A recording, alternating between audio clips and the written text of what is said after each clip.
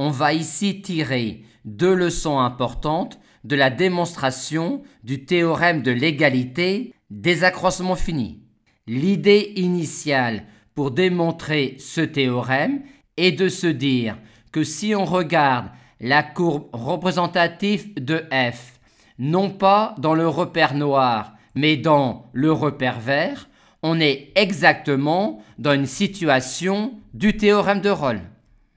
Or, on a expliqué dans une autre vidéo que la courbe représentative de f, vue non pas dans le repère noir, mais dans le repère vert, est en fait la courbe représentative de la fonction phi obtenue en prenant f de x et en retirant à f de x la fonction affine dans la courbe représentative dans le repère noir et cette droite-là, dont l'équation est y égale cela.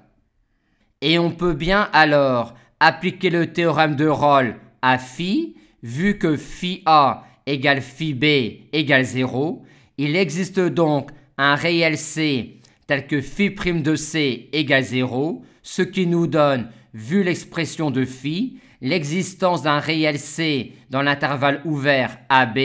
tel que cela.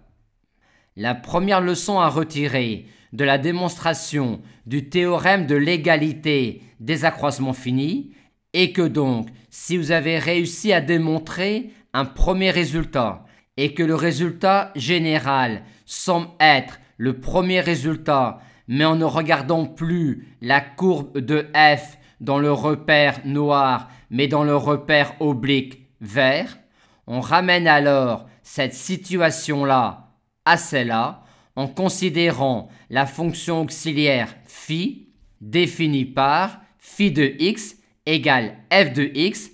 à laquelle on retire la fonction affine dans la courbe représentative dans le repère noir et la droite des abscisses dans le repère vert. Voyons maintenant la seconde leçon à tirer de la démonstration de l'égalité des accroissements finis. Quand, dans un exercice, on aura démontré une telle formule, on essaiera d'appliquer le théorème de Rolle à une fonction phi qui sera de la forme phi de x égale f de x moins f de a moins x moins a fois une constante grand A. Et on définira la constante grand A par le fait que l'on demandera que phi de b égale 0, ce qui nous permettra déjà de dire cela.